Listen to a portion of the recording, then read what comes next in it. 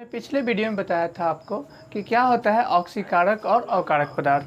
तो हमने जैसा कि स्टार्ट किया है क्लास 10th का केमिस्ट्री का फर्स्ट चैप्टर रासायनिक अभिक्रियाएं एवं समीकरण, जिसमें बहुत सारे टॉपिक्स क्लियर कर चुके हैं। और आज के इस वीडियो में हम लोग बात करने वाले हैं कि क्या होता है ऑक्सीकरण और अवकरण अभिक्रिया के दैनिक जीवन में जो प्रभाव हैं उनके बारे में हमें समझना है। और साथ में हम लोग ये भी समझेंगे कि दहन प्रक्रिया क्या होती है और दहन के साथ साथ जो आवश्यक चीज़ें होती हैं, दहन के लिए जो आवश्यक शर्तें होती हैं, उन सब चीज़ों के बारे में हम लोग आज की इस वीडियो में बात करने वाले हैं। तो अगर आपने हमारा पिछला वीडियो नहीं देखा है तो उसे जा करके अवश्य देख ले, ताकि आपको ऑक्सीकरण, अवकरण और ऑक्सीकारक अवकारक पदार्थों के बारे में, अभिक्रियाओं के बारे में अंतर स्पष्ट हो सके। नहीं तो इसमें बहुत सारे कन्फ्यूजन होते हैं, ये सभी आपको दूर हो जाएंगे जा करके हमारा पिछला वीडियो देखें। हाँ, अगर आप हमारे चैनल पर नए हैं तो हमारे चैनल को सब्सक्राइब जरूर कर लें, ताकि आपको हमारे जो भी अपडेट्स हैं वो आपको मिलता रहे। तो चलिए आज के इस वीडियो को स्टार्ट करते हैं।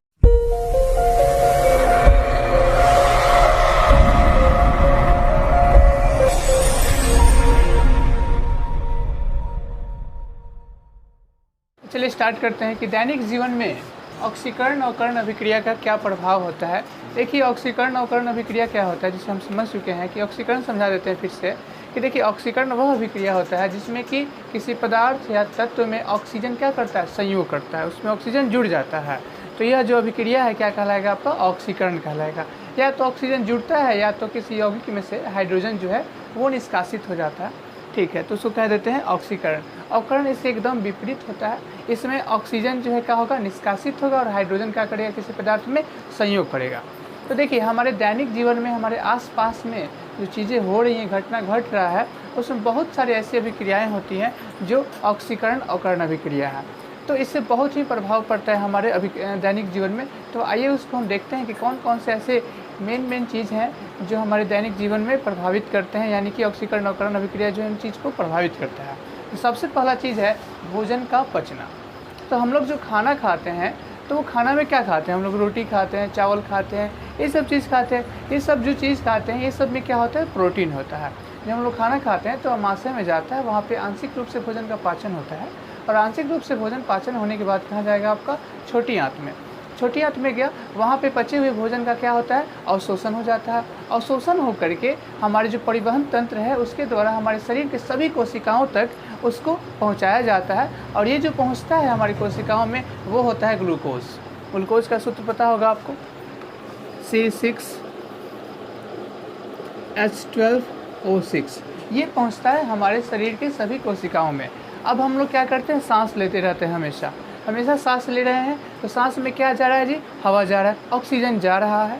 तो ऑक्सीजन गया और इस ग्लूकोज के साथ ऑक्सीजन क्या होगा, रिएक्शन करता है। और इस तरीके से ये जो है आपका ग्लूकोज ये अपघटित हो जाता है, टूट जाता है। और टूट करके क्या देता है, कार्बन डाइऑक्साइड, थोड़ा सा जल बनाएगा और बहुत अधिक मात्रा में ऊर्जा देता है। और यही ऊर्जा के कारण हम लोग दैनिक जीवन में जो भी कार्य करते हैं वो कर पाते हैं। ठीक, अब जो कार्बन डाइऑक्साइड है वो फिर हमारे शरीर से क्या हो जाता है, बाहर आ जाता है सांस के द्वारा, और जो जल है वो भी शरीर से बाहर आ जाता है। तो इस तरीके से हमारा जो भोजन का पचना है वो एक प्रकार का ऑक्सीकरण अवकरण अभिक्रिया है, क्योंकि हमारे शरीर में ऑक्सीजन प्रवेश किया, फिर वहाँ से इसका ग्लूकोज का विघटन हुआ, फिर आपका क्या हुआ, वहाँ से कार्बन डाइऑक्साइड निकला, कार्बन डाइऑक्साइड का निर्माण हो रहा है। तो देख रहे हैं ऑक्सीजन जुड़ रहा है, निष्कासित हो रहा है। तो इस तरीके से क्या है आपका कि ये पूरा भोजन का पचना जो है एक ऑक्सीकरण अवकरण अभिक्रिया है। चलिए नेक्स्ट समझते हैं कि अगला, तो जो 2 नंबर है वो है आपका भोजन का दुर्गंधित होना। ये सेकंड प्रभाव है हमारे ऑक्सीकरण अवकरण अभिक्रिया का, जिसको हम लोग इंग्लिश में कहते हैं रैंसिडिटी ऑफ फूड। यानी भोजन जो है वो क्या हो जाता है, थोड़ा अम्लीय हो जाता है, खट्टा हो जाता है। देखिए, जब भोजन ताज़ा होता है तो खाने में कितना अच्छा लगता है, स्वाद भी उसका बहुत ही बढ़िया होता है। बहुत दूर ही रहिएगा तो आपको पता चल जाता है उस भोजन का स्वाद। लेकिन जैसे ही भोजन को कुछ देर तक छोड़ देते हैं, बहुत देर तक छोड़ दें, जैसे कि सुबह का भोजन है, शाम को खाने चलिए, या फिर रात का भोजन बनाएं और सुबह में उसको देखिए, क्या होगा, भोजन का जो स्वाद है अप्रिय हो जाता है और उसका जो सुगंध है एकदम गंध एकदम खराब आता है। तो ये जो गंध आ रहा है उससे वो ख़राब हो गया, ये जिसका टेस्ट है वो भी ख़राब हो गया। रीज़न क्या है, ऐसा क्यों हो गया? तो देखिए, इसका जो रीज़न है वो है ऑक्सीकरण अभिक्रिया। ऑक्सीकरण अभिक्रिया कहाँ हुआ, कैसे हुआ? तो देखिए, जो हमारे पास भोजन है उसमें होता है वसा। वसा समझ रहे हैं, थोड़ा तेलीय चीज़ जो होगा उसमें होता है वसा। अब वसा को हम लोग ज़्यादा देर तक छोड़ देते हैं तो वायु में जो ऑक्सीजन उपस्थित है उस ऑक्सीजन को प्राप्त करके ये ऑक्सीकृत हो जाता है, यानी कि वसा ऑक्सीजन को प्राप्त कर लेता है। और इसी कारण से जो भोजन है वो दुर्गंधित हो जाता है, उसका दुर्गंध आने लगता है, खराब हो जाता है, अप्रिय हो जाता है, और इसको हम लोग बासी भोजन भी कहते हैं। ठीक है, तो ये है आपका भोजन का दुर्गंधित होना, यानी कि रैंसिडिटी ऑफ भोजन। इसका रीजन समझ गए कि वसा के कारण भोजन में जो वसा है ऑक्सीकृत हो गया, जिसकी वजह से हो गया। लेकिन सेकंड क्वेश्चन आ जाता है कि हमको अगर भोजन को दुर्गंधित होने से बचाना हो तो क्या कर सकते हैं। तो देखिए, हमारे पास बहुत से तरीके हैं जिससे कि हम भोजन को बचा सकते हैं ख़राब होने से, दुर्गंधित होने से कुछ टाइम के लिए। तो पहला क्या काम कर सकते हैं, तो देखिए जो भोजन है उसमें हम लोग एक विशेष प्रकार का, भोजन में विशेष प्रकार का पदार्थ मिला देते हैं। प्रकार का पदार्थ क्या कर देते हैं, मिला देते हैं। तो भोजन में जो विशेष प्रकार का पदार्थ हम मिलाते हैं उस पदार्थ को कहा जाता है एंटीऑक्सीडेंट। एंटीऑक्सीडेंट यानी कि वह पदार्थ जो क्या करता है, ऑक्सीडेशन अभिक्रिया को, ऑक्सीडेशन रिएक्शन को रोकता है, उसको हम लोग कह देते हैं एंटीऑक्सीडेंट। तो भोजन को बचाने का एक ये तरीका है। ठीक है, उसमें हम कुछ पदार्थ मिला दें जो भोजन को, ऑक्सीकरण को क्या कर सकता है, रोक सकता है। ठीक है, सेकंड काम हम ये कर सकते हैं कि उसको एक ऐसे बर्तन में रख दें जो कि वायुरुद्ध हो, यानी कि उसमें वायु प्रवेश नहीं करता हो। वायुरुद्ध बर्तन में भोजन को रख दें। वायुरुद्ध बर्तन में भोजन को क्या कर दें, रख देंगे तो भी ख़राब होने से बच जाता है। देखते हैं पैकेट वाला जो चीज़ होता है उसका एक्सपायरी डेट ज़्यादा दिन तक रहता है। अधिक दिन तक होने का रीज़न क्या है, तो उसमें कुछ ऐसे पदार्थ मिलाए होते हैं जो कि ज़्यादा दिन तक रह सकते हैं, और वो भी पैक किया जाता है तो उस पैकिंग में क्या होता है कि वायुरुद्ध होता है, यानी कि उसमें हवा प्रवेश नहीं करता है। इसकी वजह से वो ज़्यादा दिन तक रह सकता है। तो भोजन को बचाना हो तो ऐसे कंटेनर में, ऐसे बर्तन में रख दीजिए जो क्या हो, वायुरुद्ध हो, यानी कि हवा उसमें प्रवेश नहीं करता हो। थर्ड चीज़ क्या कर सकते हैं, तो थर्ड चीज़ ये कर सकते हैं कि हम लोग उसको फ्रिज में रख दें। भोजन को क्या कर दें, फ्रिज में रख दीजिए। उसमें क्या होगा, ऐसा करने से, फ्रिज में रखने से भोजन पे क्या होता है कि टेम्परेचर जो है वो कम हो जाता है। टेम्परेचर कम होने की वजह से आपका ऑक्सीकरण अभिक्रिया है वो नहीं हो पाता है, इसलिए भोजन जो है आपका बच जाता है। तो ये आपका एग्ज़ाम में पूछ देता है, तो इसे ध्यान से समझें और याद रखें कि जो भोजन है उसको दुर्गंधित होने से बचाने के लिए क्या क्या कर सकते हैं, तो इन चीज़ों को लिखें। चलिए आगे समझते हैं कि और क्या है आपके प्रभाव इसके। तो देखिए, हम लोग अपने आसपास में एक ही बहुत महत्वपूर्ण घटना देखने को मिलता होगा, वो है संक्षारण। संक्षारण का मतलब होता है जंग लगना, यानी कि जो जंग लगता है वो भी एक प्रकार का क्या है, ऑक्सीकरण अवकरण अभिक्रिया ही है। तो ऑक्सीकरण अवकरण अभिक्रिया कैसा है, देखिए मान के चलिए एक लोहा का कील है, उस लोहे के कील को हवा में छोड़ दीजिए। हवा में छोड़ देते हैं तो क्या होता है, देखते हैं कि उस पर एक ब्राउन कलर का, भूरे कलर का क्या लग जाता है, उस पर एक परत आ जाता है, उस पर एक परत आ जाएगा जो कि भूरा कलर का दिखाई देता है। तो ये क्या है आपका, तो ये है आपका, ये इसमें क्या होता है, फेरस होता है, और ऊपर से यानी कि जो हवा है, हवा में क्या है, ऑक्सीजन है। तो ये दोनों रिएक्शन करके आपस में अभिक्रिया करके क्या बना रहे हैं, फेरस का ऑक्साइड बना देते हैं, यानी कि लोहा का एक ऑक्साइड का परत इस पे ऊपर क्या हो जाता है, आकर के जमा हो जाता है, जिसे हम लोग क्या कह देते हैं कि ये जंग लग गया। ठीक है, तो सभी पदार्थ, वैसे पदार्थ जिसमें जंग लगते हैं, इस सभी में ऐसा ही होता है कि नमी चाहिए और क्या चाहिए, हवा चाहिए।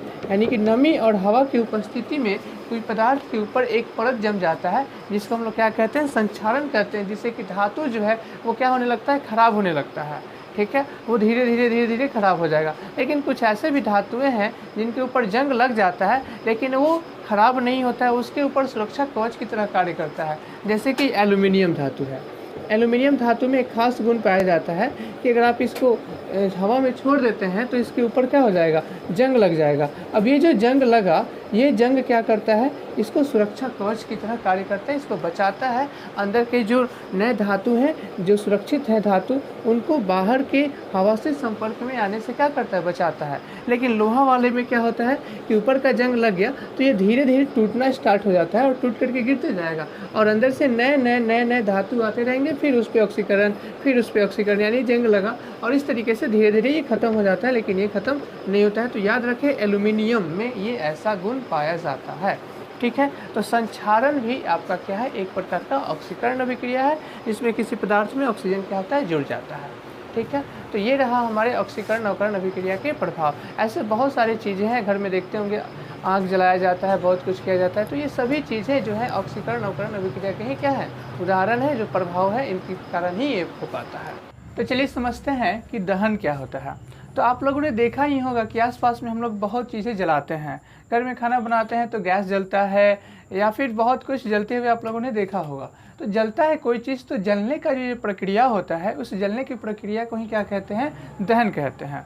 तो जलता है कोई चीज़ तो क्या होता है, आपने नोटिस किया होगा, किसी पदार्थ को जब हम जलाते हैं तो वायु का होना तो सबसे पहले आवश्यक है। तो कहेंगे कि दहन वह प्रक्रिया है जिसमें कोई पदार्थ वायु के उपस्थिति में जल कर क्या करता है, तो दो चीज़ अवश्य बनाता है। पहला चीज़ तो ये होगा कि उसमें से प्रकाश निकलेगा, सेकेंड चीज़ की ऊष्मा निकलेगी। तो दो चीज़ एकदम क्लियर रूप से उसमें से प्राप्त होता है, पहला चीज़ ऊष्मा और दूसरा चीज़ आपका क्या हो गया, प्रकाश। तो परिभाषित किस प्रकार से हम लोग कर सकते हैं दहन को, तो देखिए, दहन वह प्रक्रिया है, वह प्रक्रिया जिसमें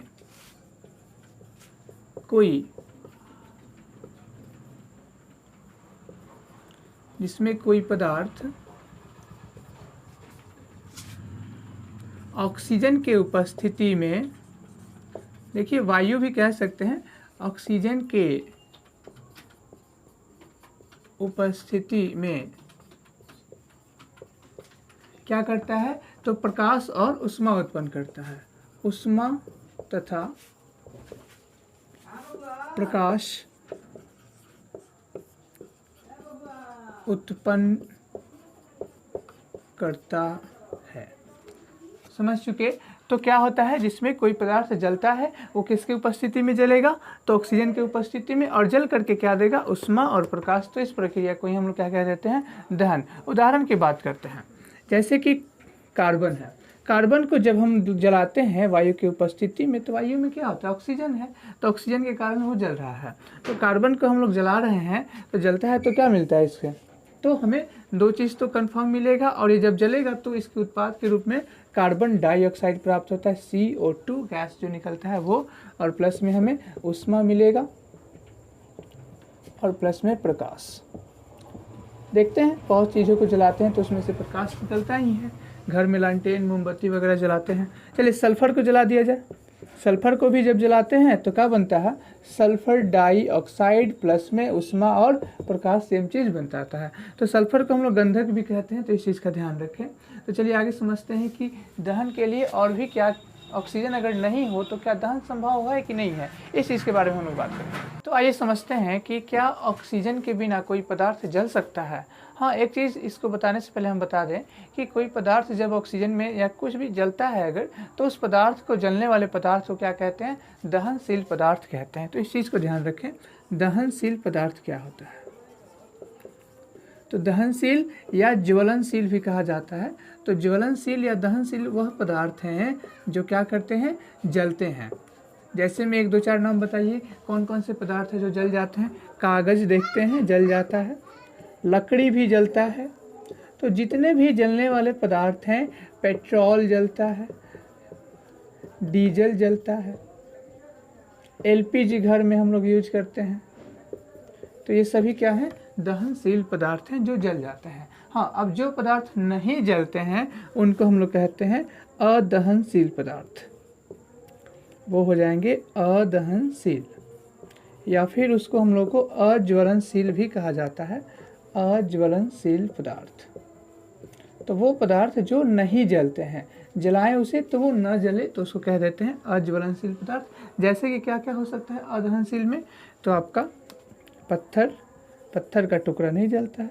तो जितने भी नहीं जलने वाले पदार्थ हैं, पानी, ये सभी चीज़ें क्या हो जाएंगी आपकी अदहनशील पदार्थ। तो चलिए अब हम लोग बात करते हैं कि क्या कोई ऐसा गैस है, कोई ऐसा चीज़ है जो ऑक्सीजन ना हो फिर भी आग लग सकता है। तो जी, तो सबसे पहले जो हम गैस की बात करें वो है नाइट्रोजन गैस। तो नाइट्रोजन गैस जो है वो जलने में मदद करता है, वो मदद करता है, ठीक है। ऑक्सीजन अगर ना भी हो तो नाइट्रोजन से किसी चीज़ को जलाया जा सकता है। एक और गैस है जिसके सहायता से किसी चीज़ को जला सकते हैं, वो है क्लोरीन गैस, Cl2। तो ये दोनों गैस जो हैं ये जलने में मदद करते हैं। आइए एक एग्जांपल की बात कर लेते हैं। जब मैग्नीशियम धातु को जलाते हैं नाइट्रोजन के उपस्थिति में, यानी कि कोई गैस ना हो, नाइट्रोजन का वातावरण दे दिया जाए और वहाँ पे मैग्नीशियम को जलाया जाए तो बनता है मैग्नीशियम नाइट्राइट, Mg3N2 का निर्माण होता है। और प्लस में दहन का प्रक्रिया होता है तो उसमें पता ही है ऊष्मा और प्रकाश तो मिलेगा ही, तो ये चीज़ बन जाता है। ठीक, सेकंड बात क्लोरीन वाले की देख लेते हैं। तो क्लोरीन की सहायता से जलने वाले जो पदार्थ हैं उसकी हम बात कर लेते हैं। तो C25H52 करके एक यौगिक होता है जिसको हम लोग अगर जलाएं क्लोरीन की उपस्थिति में तो क्या होता है, कार्बन बनता है और HCl हाइड्रोक्लोरिक अम्ल का निर्माण होता है। देखिए जो समीकरण है असंतुलित है तो इसे संतुलित कर लीजिए। 25 कार्बन तो यहाँ 25 और ये H कितने हैं आपके 52, तो यहाँ हम 52 कर देते हैं, जिससे कि देख रहे हैं कि क्लोरीन भी 52 हो गया तो 26 से इधर मल्टीप्लाई कर दीजिए 52 ही हो जाएगा। ठीक है, तो ये अभिक्रिया संतुलित हो गया। तो देखिए इसमें क्या हो रहा है कि आपका जो C25H52 है वो क्लोरीन की उपस्थिति में जल रहा है। जलता है तो आपको पता है ये क्या प्राप्त होगा, ऊष्मा और प्रकाश। तो ऊष्मा भी मिलेगा हमें और प्रकाश भी मिलेगा, समझ गए। तो ऐसे बहुत सारे गैसें हैं जो कि हमें मदद करते हैं पदार्थों को जलाने में, ऑक्सीजन अगर नहीं भी रहा तो। अब देखिए जो पदार्थ जलाने में किसी पदार्थ को मदद करते हैं उन पदार्थों को क्या कहते हैं, दहन के पोषक तत्व कहते हैं। याद रखें, वो पदार्थ जो किसी पदार्थ को जलाने में मदद करते हैं उन्हें क्या कहा जाता है, दहन का पोषक तत्व। दहन के पोषक तत्व क्या हैं, तो वे पदार्थ जो दहन प्रक्रिया में मदद करता है, सहायता करता है, उसको हम लोग क्या कह देते हैं, पोषक तत्व कह देते हैं दहन का। ठीक है, तो पोषक तत्व कौन कौन से हो जाएंगे जलने में जो मदद करते हैं, तो वो है आपका oxygen gas, nitrogen gas, chlorine gas. ये सभी गैसें जो हैं ये मदद करते हैं जलने में, तो ये क्या कहलाएंगे, आपके दहन के पोषक तत्व। का जो पॉइंट है वो क्या है, वो ये है कि दहन के लिए आवश्यक शर्तें। देखिए जब भी हम किसी पदार्थ को जलाते हैं तो 3 शर्त होते हैं कि वो पदार्थ जलेगा।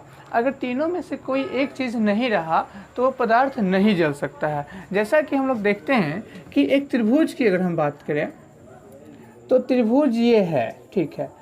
अगर हम इसको सिर्फ बना दें, इसमें से एक भुजा गायब कर दें तो क्या ये त्रिभुज होगा, नहीं, ये त्रिभुज नहीं होगा। क्योंकि त्रिभुज में कितने भुजा होते हैं, तो 1 2 3 भुजा चाहिए तभी ये क्या है, त्रिभुज है।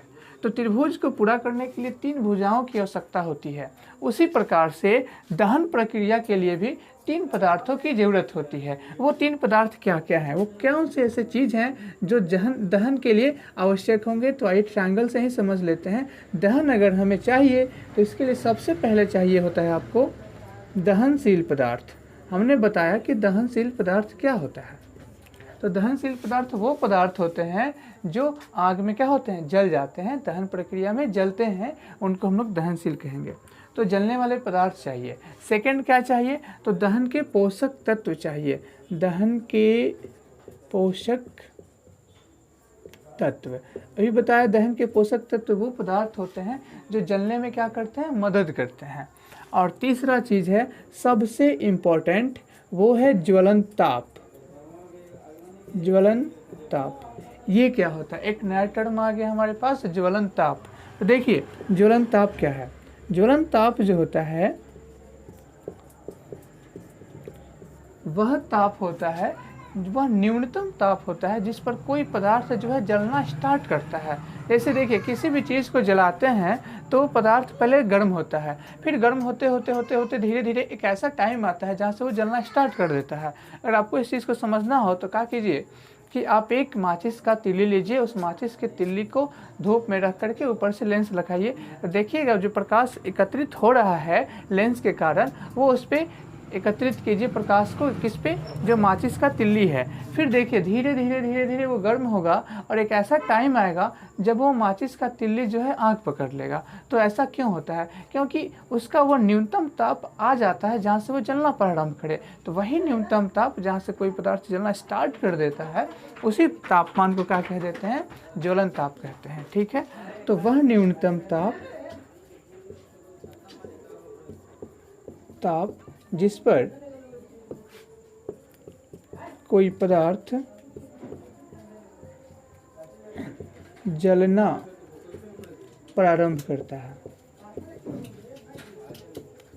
तो उस ताप को क्या कहेंगे? ज्वलन ताप कहेंगे। अब देखिए जो पदार्थ जल्दी आग पकड़ लेता है उसका ज्वलन ताप क्या होगा? कम होगा। जो लेट से आग पकड़ता है उसका ज्वलन ताप क्या होगा? ज़्यादा होगा। जैसे कि हमारे पास अगर कागज़ है और एक लकड़ी है तो कागज़ और लकड़ी में दोनों में पहले आग कौन पकड़ेगा?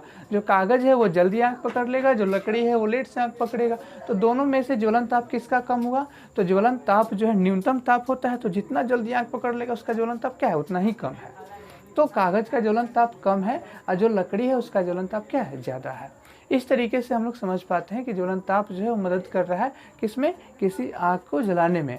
तो जितना कम तापमान पे कोई पदार्थ जलने वाला हो तो कम ही टेम्परेचर पे जल जाएगा।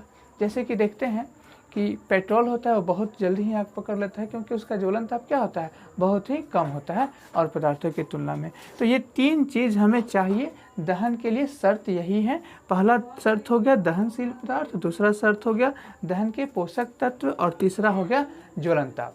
ठीक है, अगर हम बात करते हैं अब कि आग तो लग गया, ये तीनों चीज़ रहेगा तो आग जल जाएगा। लेकिन कभी कभी ऐसा होता है कि आग एक दुर्घटना बन जाता है, यानी किसी घर में लग जाए आग या जंगल में लग जाए या कहीं भी आग लग जाता है तो ये दुर्घटना हो जाता है। तो उस दुर्घटना से बचने के लिए हमें आग को बुझाना की ज़रूरत पड़ती है। तो आग को कैसे बुझाया जाए इसके बारे में थोड़ा सा बात कर लेते हैं। तो हमने बताया कि एक ट्रायंगल है, तो ट्रायंगल को पूरा करने के लिए क्या चाहिए? तीन भुजा की ज़रूरत है। अगर तीनों भुजा में से एक भुजा को हम हटा देते हैं तो क्या ट्रायंगल रहता है? नहीं रहता है। उसी प्रकार से आग के लिए भी यही शर्त है कि अगर तीनों चीज़ों में से किसी एक को भी अगर आप हटा देते हैं तो क्या होता है? आपका जो आग है वो बुझ जाएगा आसानी से। तो या तो आप दहनशील पदार्थ यानी कि जो भी जलने वाले पदार्थ हैं उनको साइड कर दीजिए, जो जल रहे हैं वो जल जाएंगे, जो जलने वाले हैं अभी उनको तो हम साइड कर दें तो आग नहीं पकड़ेगा। सेकेंड चीज़ क्या है? दहन के पोषक तत्व जो हेल्प कर रहे हैं जलने में, जैसे कि ऑक्सीजन गैस है जलने में मदद कर रहा है, उसको आपूर्ति को बंद कर देना है। तो उसके लिए हम क्या करते हैं? मिट्टी, बालू या पानी को डालते हैं जिससे कि आपूर्ति बंद हो जाता है।